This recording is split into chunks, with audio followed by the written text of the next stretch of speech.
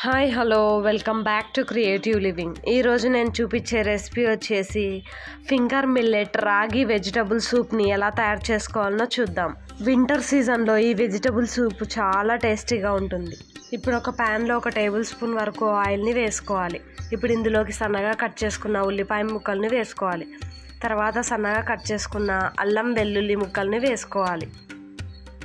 ఇప్పుడు ఇందులోకి 1 table spoon వరకు రాళ్ళ ఉప్పును వేసుకొని బాగా కలుపుకోవాలి. ఇప్పుడు సన్నగా కట్ చేసుకున్న బీన్స్ ముక్కలు, సన్నగా కట్ చేసుకున్న క్యారెట్ ముక్కల్ని వేసుకొని బాగా మిక్స్ చేసుకోవాలి. ఇలా బాగా కలుపుకున్న తర్వాత ఇప్పుడు వీటిపైన మూత పెట్టి వెజిటబుల్స్ని కుక్ చేసుకోవాలి.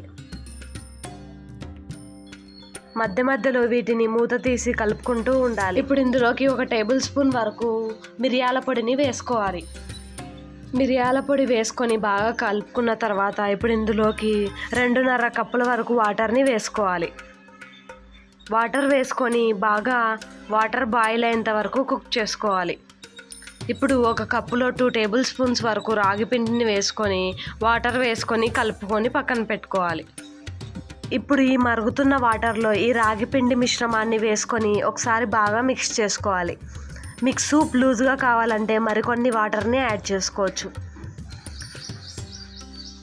ఇప్పుడు ఈ రాగి సూప్ను మధ్య మధ్యలో కలుపుకుంటూ ఒక 5 మినిట్స్ వరకు ఉడికించుకోవాలి.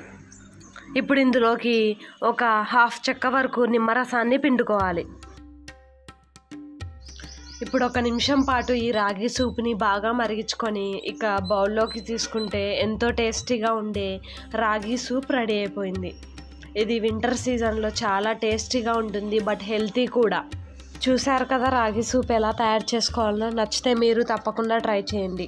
ఇలాంటి మరెన్నో క్రియేటివ్ రెసిపీస్ కోసం ఛానల్ని లైక్ చేయండి, ఫ్రెండ్స్ అండ్ ఫ్యామిలీ మెంబర్స్కి షేర్ చేయండి, సబ్స్క్రైబ్ మాత్రం మర్చిపోకండి. Thanks for watching.